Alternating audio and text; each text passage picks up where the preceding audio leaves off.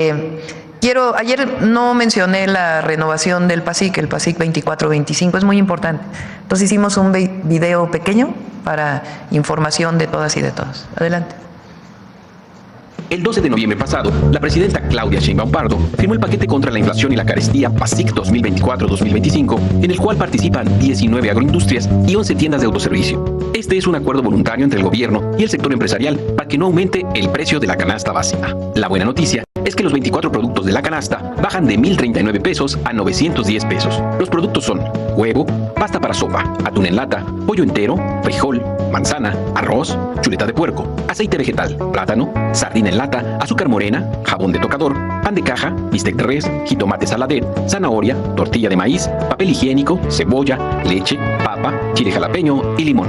Esto ayuda a garantizar la alimentación de las familias mexicanas y a mejorar la economía popular. Cualquier abuso, repórtalo a Profeco 55 68 87 22. Listo. Bueno, vamos a las preguntas. A ver acá. Buenos días, Liliana Piña de tiempo.com.mx y puentelibre.mx en Ciudad Juárez.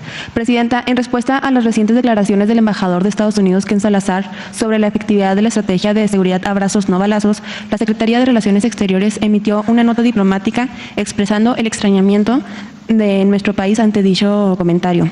¿Cuál es la posición del gobierno frente a estas declaraciones y qué diálogos se planean con Estados Unidos para abordar la cooperación del tema de seguridad? Gracias. Primero, vale la pena decirlo, hay diferencias entre lo que dice el embajador de Estados Unidos un día con lo que dice otro día. Tal fue el caso, por ejemplo, de la reforma al Poder Judicial. En una ocasión dijo que le parecía bien, una semana después dijo que iba a ser muy malo para México. Les voy a poner una declaración de Ken Salazar hace algún tiempo. A veces cuando se dice que no hacemos mucho, les digo, pues miren lo que hicimos con Rafael Castro, Guillermo Guzmán o Gemini. Pero también las investigaciones, hay muchísimas en muchos diferentes temas. Lo hacemos con la Fiscalía, también con todas las agencias del gobierno de México. Oí por ahí una nota también.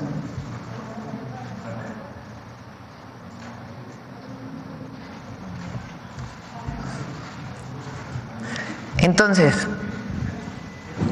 ¿cuál declaración escuchamos? ¿La de ayer o la de hace unos meses? Ese es el primer tema, porque tiene que haber consecuencia, tiene que haber lógica en las declaraciones que hace uno. No puede uno declarar primero una cosa y luego declarar otra. Primer tema. Segundo tema, México es un país libre, independiente, soberano. Nos coordinamos. Con el presidente Biden, el presidente López Obrador tuvo un diálogo de alto nivel, que le llamaron el diálogo bicentenario, en distintos temas. Tráfico de drogas, tráfico de armas, porque es de un lado y del otro. Migración, seguridad. Hay coordinación y va a seguir habiendo coordinación, porque es muy importante, porque tenemos una frontera común. Entonces tiene que haber coordinación, tiene que haber diálogo de alto nivel que nos permita coordinarnos en diferentes temas que importan a uno y a otro país. Además somos socios comerciales, pero no subordinación. Eso no. México es un país libre, independiente, soberano. Nos coordinamos, trabajamos juntos, pero no hay subordinación. Es una relación distinta, es una relación de iguales entre dos países independientes, soberanos, que compartimos mucho, compartimos familias, porque hay familias de un lado y de otro lado de la frontera. Compartimos cultura, compartimos economía, comercio, y también compartimos problemas. Y esos problemas nos coordinamos para resolverlos. Entonces, ayer hubo una nota diplomática, pero sobre todo es pues esta disparidad de declaraciones de la misma persona, y por otro lado, pues la coordinación más no la subordinación. ¿Ha tenido algún contacto con el embajador o va a tener algún mensaje? El canciller tiene relación con el embajador. Muchas gracias, Presidenta. En otro tema, en relación con el proceso de asignación del examen nacional de aspirantes a residencias médicas, los aspirantes han recibido recientemente la noticia de que el ingreso a especialidades se realizarán mediante el sistema de asignación directa. Esto ignorando el proceso que se han llevado a los hospitales con entrevistas y exámenes. Dadas a dichas especulaciones y dudas de los médicos, ¿podrían aquí en este espacio explicar a los médicos y aspirantes cuál es el proceso para asignación de hospitales a los nuevos residentes? Y también, en dado caso de que se llegue a hacer un cambio o alguna modificación a los médicos que van a entrar a especialidades, ¿en cuánto tiempo se va a dar este anuncio? Sí, no tengo en este momento la información sobre este tema, pero a ver si en este mismo momento nos contesta el doctor Krsenovich o alguno de los subsecretarios, y si no, les pedimos que hoy mismo puedan dar respuesta a esto que preguntas. Muchísimas gracias. Y para cerrar, Presidenta, el INE ayer mandó una carta a la Presidenta en el cual justificó y explicó los gastos para las siguientes elecciones. Preguntarle si ya recibió la carta y también qué mensaje les envía. Muchísimas gracias. Pues el mensaje es que no es justificable el presupuesto que están enviando. Lo vuelvo a explicar. Es más presupuesto en el 2025 que el del 2024, lo que están pidiendo. Estamos hablando creo que de 39,000 millones de pesos lo que están pidiendo. Ahora, sí va a haber una elección el próximo año para las personas del Poder Judicial. Pero a diferencia de las elecciones del 2024, no hay financiamiento a partidos políticos especial por campañas electorales, porque no hay financiamiento para la campaña de jueces, juezas, magistrados, magistradas o ministros, ministras. No hay recurso público para las campañas. Es mínima la campaña que van a establecer a través de sus redes, de volantes, pero no hay financiamiento público. No hay financiamiento a los candidatos, candidatas. Entonces, ¿por qué tanto recurso? Hemos dicho que es un año especial porque el objetivo es disminuir el déficit del 2024. Y las elecciones se pueden hacer sin necesidad de tanto gasto. Hasta ahora en la mañana todavía no tengo notificación de... Gracias. Acá. Presidenta, buenos días. Gustavo García de Comunicante MX, somos el medio de Baja California y Alerta Multimedia. Presidenta, y aprovechando que está Pepe Merino, igual y tiene que ver con lo que nos acaba de explicar, hay un caso muy sonado en las redes sociales de una doctora en Puebla, Marilyn Coat, que todos sabemos, COFEPRIS ya intervino, también las autoridades de Puebla ya clausuraron este consultorio. Sin embargo, llama la atención que así como ella, esta semana se han dado a conocer otros casos de médicos que probablemente su profesión no les acredita ser cirujanos. En Durango acaban de detener a una química y un enfermero que realizaban liposucciones, o algunos licenciados en estomatología, dentistas propiamente, que están realizando cirugías sin ser cirujanos maxilofaciales. Entonces, aquí la pregunta es si el gobierno federal, la agencia que dirige Pepe Merino, tienen proyectado que exista una plataforma donde los mexicanos, más allá de entrar al Registro Nacional de Profesiones, porque ahí podemos validar por cédula profesional que estudió, pero no podemos ver qué le da derecho a ese profesionista realizar ya propiamente la actividad profesional, que pudiéramos nosotros los mexicanos verificar con quién nos estamos atendiendo, quién es la persona que nos está recetando propiamente algún medicamento. Y obviamente este Registro Nacional de Profesiones, curiosamente, está en la SEP y no está en la Secretaría de Salud, específicamente el área médica. Entonces, esa sería la primera pregunta, Presidenta, si tiene algún proyecto para que nosotros podamos de alguna manera prevenir este caso tan sonado, que ya se están tomando acciones, pero pues al final del día fue mediático. Sí, podemos mejorar, porque está en la SEP, porque es la Secretaría de Educación quien da los títulos y las cédulas profesionales. Pero podemos trabajar con Secretaría de Salud también para que la gente conozca si realmente tiene la cédula profesional. Este es un caso de fraude, pero más vinculado con temas de salud, que es muy grave. Entonces, aparte de un tema administrativo, es un tema penal. Entonces, no puede una persona ofrecer servicios de salud, que es algo delicado, cuando no tiene la cédula profesional para ello. Entonces sí es importante que el ciudadano se informe, pero también pues todas las denuncias que tenga que haber, porque puede ser muy grave. Además, en este caso era medicamentos controlados. Entonces, imagínense. Es correcto. Como segunda pregunta, Presidenta, sé que esta semana usted le puso feliz esta ley de protección animal que se aprobó en la Cámara, en las cámaras, y sé que también hay un compromiso del gobierno federal para que los animales, las mascotas que existen en México tengan este cuidado y protección. Con datos propiamente del INEGI nos dice que 57% de los hogares mexicanos tienen mascotas y designan un promedio de su ingreso para el cuidado de estas mascotas. Pero específicamente cuando se enferman estas mascotas se destinan entre 300 a 800 pesos por consulta con un veterinario y podría ser más cuando se requieren análisis específicos. Le quiero preguntar, Presidenta, si hay planes también del gobierno federal para crear clínicas veterinarias para los mexicanos que no pueden pagar estas consultas que podrían, insisto, ser muy altas y que en muchas ocasiones se toma la decisión de dormir al animal o a la mascota porque no hay el recurso para salvar su vida. Sí, la mayoría de esta atribución se quedó en los estados.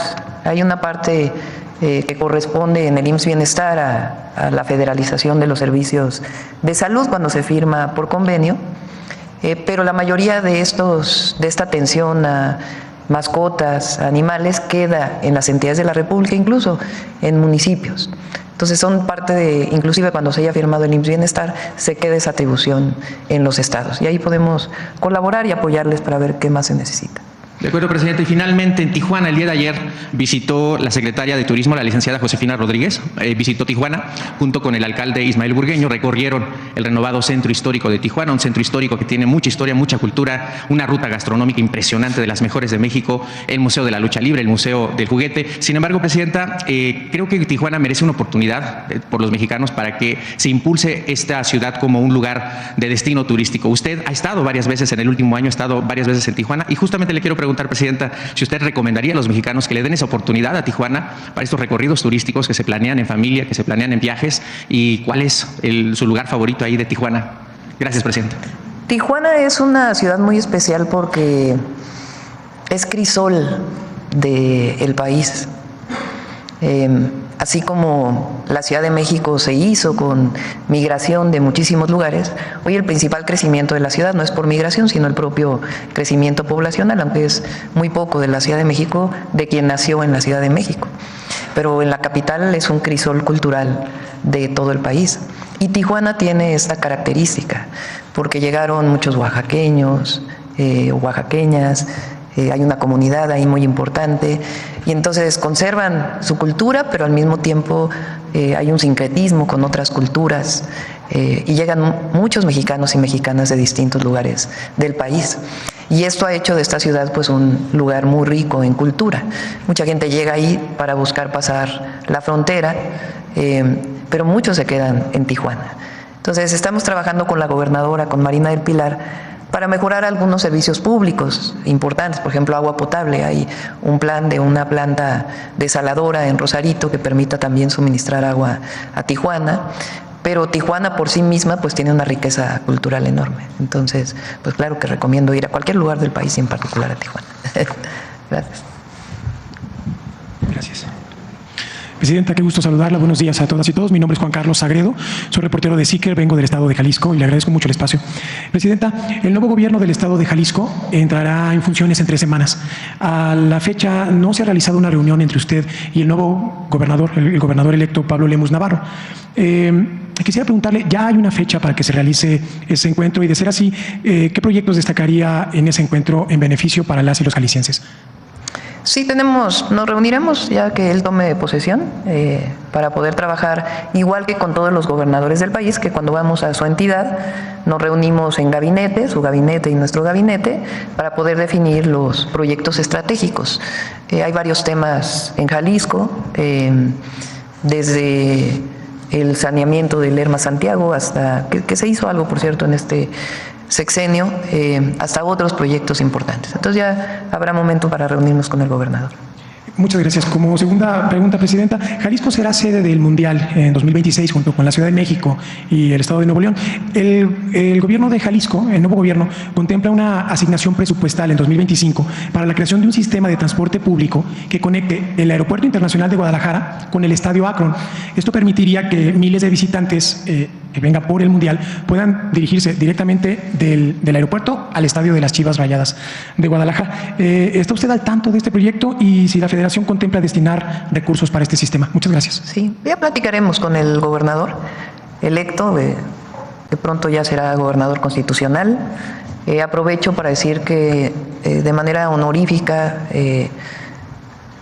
con un pequeño mínimo apoyo, decidí nombrar a Gabriela Cuevas para ser la representante ante distintas instituciones junto con la Secretaría de Turismo para atender el tema del Mundial 2026. Gracias, Presidenta. Muy buenos días a todas y a todos. Liliana Noble de Pulso Saludable.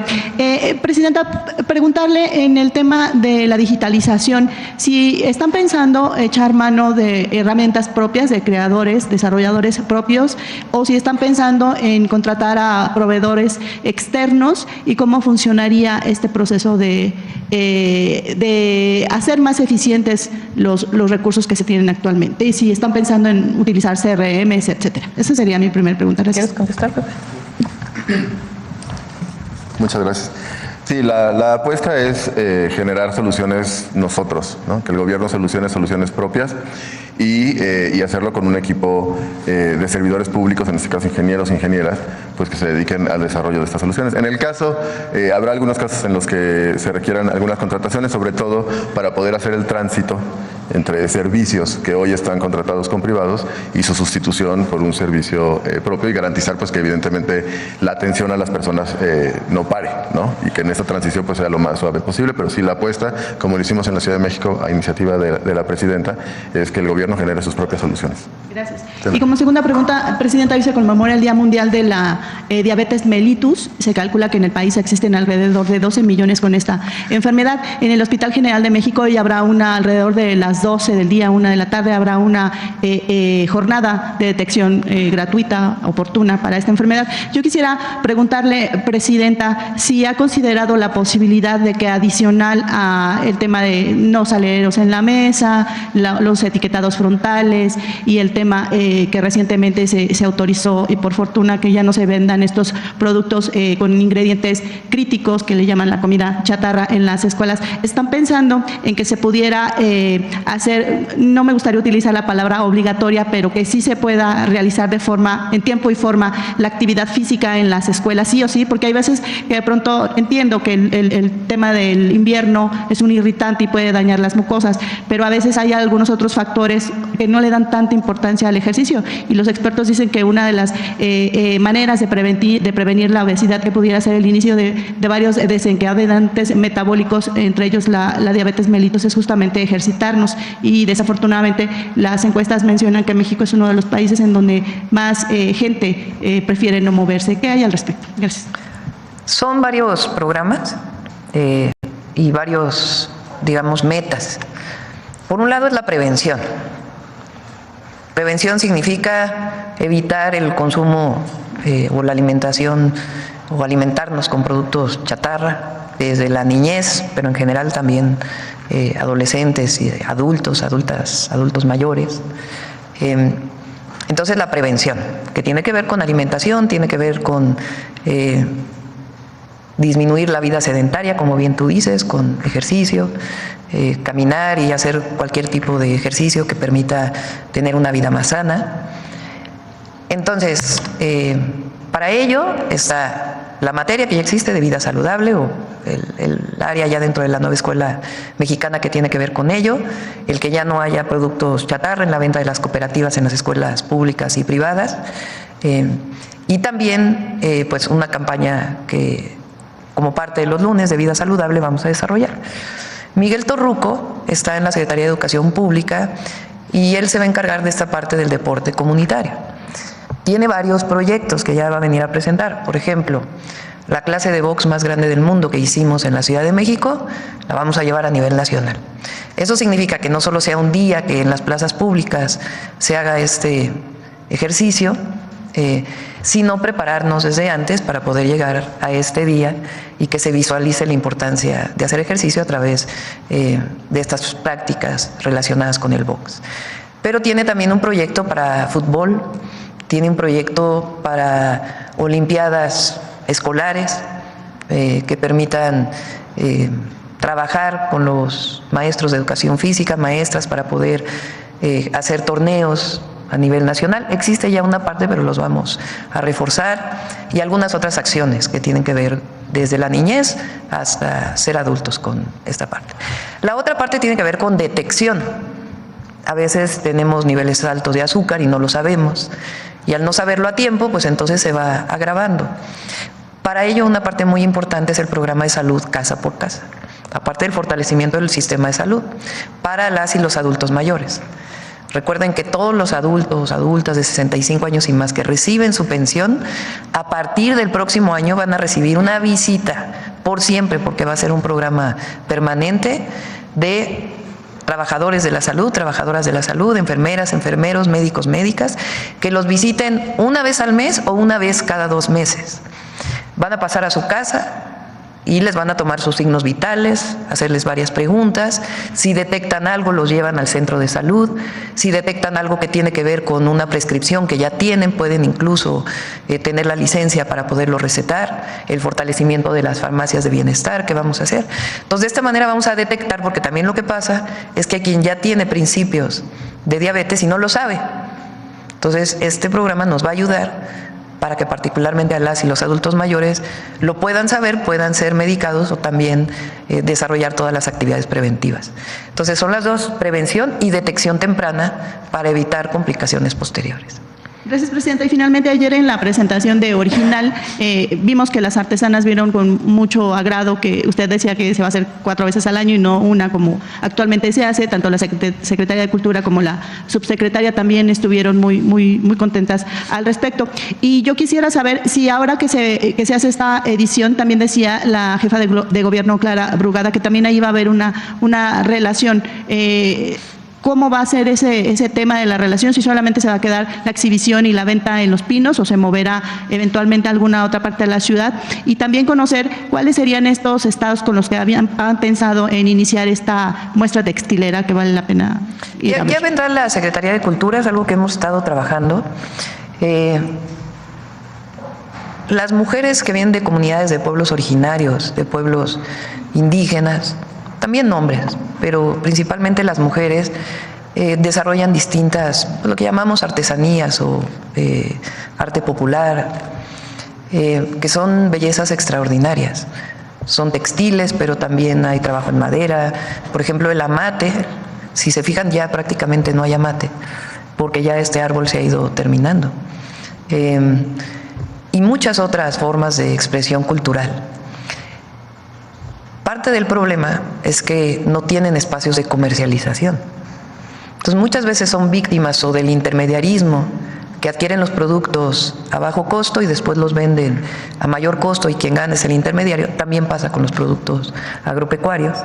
Entonces lo que queremos pues es disminuir ese paso para que pueda haber una comercialización, puedan vender las artesanías a los precios justos, sin regateos, porque también hay esa práctica, y que se recupere, porque Original también tenía el objetivo de evitar los plagios de muchas empresas que plagian los dibujos tan bellos y que ni siquiera llevan los derechos de autor de muchas mujeres o comunidades o pueblos indígenas. Entonces tiene ese objetivo y además llevar la comercialización de tal manera pues que se conserve esto que es maravilloso y que es parte de nuestra cultura y que es la riqueza cultural de México. Hay muy pocos países en el mundo que tienen esta riqueza cultural que se expresa a través de esta forma de cultura, de arte popular, de artesanía. Entonces queremos presumirla, pero que le llegue el beneficio a quien la realiza. Entonces por eso son mecanismos de comercialización, tanto en Original, en Los Pinos o en otros lugares, con ferias, espacios, como también fortalecer a FONART, que es una institución que nació hace muchísimo tiempo y que tenía ese objetivo y que ahora queremos potenciar y al mismo tiempo seguir defendiendo pues los diseños originales. Tiene todos esos objetivos y ya lo informaremos.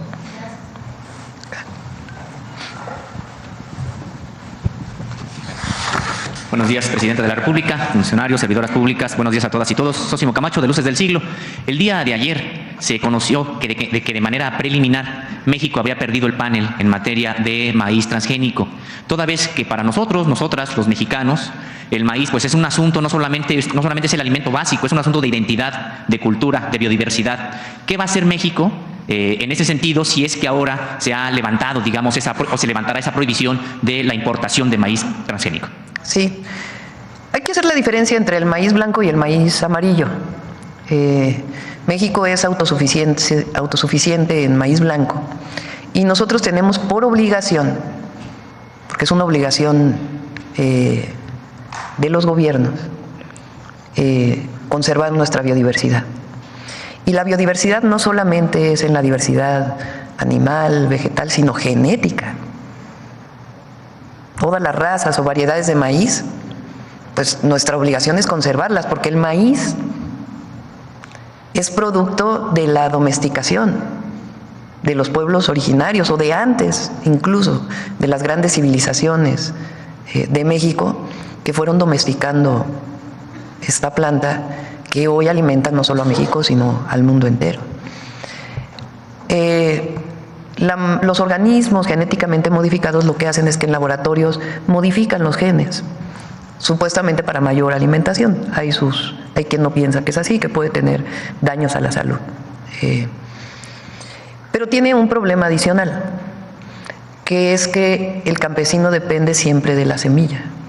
O sea, cuando uno siembra un maíz híbrido que no es genético, está modificado pero no en laboratorio con los genes, sino como parte pues de la mejora de un cultivo, compra la semilla y depende de la semilla para poder seguir cultivando el maíz.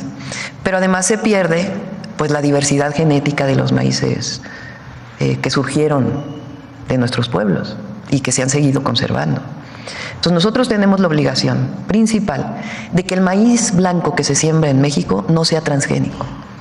Y eso va a quedar en la Constitución. Esa es la mejor defensa que tenemos para la conservación de la biodiversidad y de la salud también. Ya en la parte comercial, pues ya se verá, sobre todo la parte de maíz amarillo, que principalmente alimenta aves o cárnicos, para la producción de cárnicos. Entonces, pero la parte fundamental de la conservación de nuestro maíz, de nuestras razas de maíz, esa va a quedar en la Constitución. ¿Estará enviando una iniciativa al respecto? Ya está ahí, la envió el presidente López Obrador. Está por aprobarse en los próximos días, espero, en la Cámara de Diputados. Presidenta, y con respecto del maíz amarillo, por supuesto que se utiliza más hacia el ámbito forrajero. Sin embargo, durante el sexenio anterior había la intención de que México también alcanzara la autosuficiencia en este tipo de maíz. ¿Continuará con esta política en la actual administración? Sí, se va a buscar. También estamos ahora destinando un esfuerzo muy importante al frijol, porque la alimentación básica de las y los mexicanos, nuestra alimentación básica, pues tiene que ver con la alimentación de la milpa. La milpa era la alimentación principal de los pueblos originarios y en muchos lugares de México lo sigue siendo. La milpa es la siembra de maíz, pero en el mismo lugar de frijol, de calabaza, lo cual, además de la diversidad alimentaria, tiene la gran virtud que conserva los suelos. El frijol, por ejemplo, fija nitrógeno. Entonces queremos avanzar mucho en la autosuficiencia de frijol, porque importamos 300,000 toneladas de frijol. Por eso este programa que anunció aquí Julio Verdeguer y su equipo de la Secretaría de Agricultura y Desarrollo Rural, y también lo anunciamos en Zacatecas, de recuperar la planta productora de semillas para ir mejorando la semilla, pero no en laboratorio genéticamente, sino la mejora que se da en los propios cultivos a partir de las distintas instituciones públicas de México y con los campesinos. Y después ya también iremos sobre otros cultivos. Presidenta, y en otro tema, si tiene usted fecha de reunión con los padres y madres de los estudiantes de Ayotzinapa, los 43 que fueron desaparecidos, y también qué estrategia estaría usted planteando en su administración para lograr verdad y justicia, algo que todavía se ha demorado, no obstante los avances que se pudieron realizar en el sexenio anterior, pero que también, bueno, pues quedaron precisamente en pendiente. Nos vamos a reunir pronto, estamos ahí con el subsecretario Arturo Medina, ya buscando un día de posible reunión, y lo platicaría con ellos primero. Creo que nuestra responsabilidad primero es hablar con ellos nuevos, que lo platiqué en su momento cuando era presidenta electa todavía, cómo fortalecer la investigación de este caso. Doctora, y también en ese sentido, con respecto de las escuelas normales rurales, pues este ataque a los normalistas, a los 43, pues no fue solamente resultado de lo que ocurrió esa noche, sino de una campaña que hubo durante mucho tiempo, sobre todo en el ámbito del neoliberalismo, con este programa educativo en el que todo el mundo tenía que pagar por la educación, así como por los servicios de salud, etcétera. Pues las normales rurales eran un modelo totalmente contrario, digamos, a estas directrices neoliberales, porque el modelo es que son escuelas que se señala para pobres, no se paga por la educación, por el contrario, se les da una beca, hay comedor, hay dormitorio, y hay 5 ejes del normalismo rural que se generaron desde la época de la Revolución. Se ha señalado todo el legado que México le debe a las normales rurales en materia de alfabetización de las comunidades más apartadas, y durante el sexenio pasado hubo la posibilidad de que se protegiera este modelo educativo de las normales rurales desde la Constitución. Sin embargo, bueno, pues ya no se llegó, digamos, a presentar una iniciativa al respecto, y preguntarle si usted tendría la intención o su administración de retomar esta iniciativa. Sí, es parte de lo que está trabajando el secretario de Educación y parte del programa que tenemos para la SEP, y ya lo informaremos en particular. Muchas gracias. Gracias. Adelante. Buenos días, Presidenta. Aarón Díaz, del canal del Chapucero Finanzas, representando a Aguascalientes y a Tabasco. Yo tengo 3 preguntas. La primera de ellas es en relación con el Bitcoin. En primer lugar, en Estados Unidos, Donald Trump anunció que iba a ser al Bitcoin la siguiente moneda de reserva nacional, y en El Salvador el Bitcoin ha servido para lograr financiar su gobierno sin más deuda. Ahorita tienen una ganancia de $200 millones. ¿Usted ha hablado con alguien al respecto para ver si México podría hacer exactamente lo mismo? Por lo pronto no lo tenemos contemplado. Ok, y eso me lleva a una segunda pregunta. Ahorita, aprovechando que está el joven, el encargado de Telecom, la CBDC, ahorita que hablaron sobre Llave México, ¿se estaría utilizando Llave México como una forma de identidad digital y de alguna forma conectarlo al peso mexicano digital que está desarrollando Banxico? Son temas distintos. No tiene nada que ver con no, con otro. Okay. Son temas distintos. Y la última pregunta sobre la ley influencer que ahorita se está hablando aquí en la Ciudad de México. ¿Cuál es su opinión al respecto? Ya que en las redes se habla mucho sobre la regularización de la libertad de expresión. No conozco la propuesta que está en la ciudad, como comentas, pero yo creo en la libertad de expresión. ¿Usted está a favor de la libertad de expresión? Sí. Ok, muy amable, gracias. Presidenta, el ministro de Canadá, uno de los ministros, dice que su propuesta es anular a México del TEMEC. No. Es una propuesta que no tiene futuro. Recuerden que cuando se firmó el TEMEC, México abogó por Canadá, porque había en algún momento de la negociación la intención de Estados Unidos de que la firma solo fuera con México. Y en aquel momento México dijo, no, somos 3 países. Y se firmó nuevamente con 3 países. Entonces, no tiene futuro esa propuesta. Está generando mucho ruido, sobre todo en redes sociales. Mucha gente sí lo ve como preocupante y por eso... No tienen de qué preocuparse. Los beneficios para Estados Unidos, principalmente, del TEMEC son muchísimos. Por eso, en la revisión, que no es renegociación, por cierto, del 2026, uno de los grandes temas y en los que estamos trabajando es los beneficios del TEMEC, no solo para México, que claro que nos beneficiamos, sino los beneficios en Estados Unidos, igual que los beneficios para la economía de Estados Unidos del trabajo de las mexicanas y mexicanos allá. Porque nuestros paisanos, héroes y heroínas, no solamente ayudan a México y a sus familias, sino que sostienen en mucho la economía de Estados Unidos. Entonces, toda esa información para cuando nos sentemos en su momento con el nuevo gobierno de Estados Unidos, previo ya sea que entre o cuando entren, pues es muy importante, porque a veces no se puede hablar sin los datos y los beneficios comunes. E igual Canadá se beneficia. Hay un programa muy importante, por ejemplo, de mexicanos y mexicanas que van a trabajar a Canadá, que le beneficia mucho a Canadá. Entonces, nos complementamos, no competimos entre nosotros.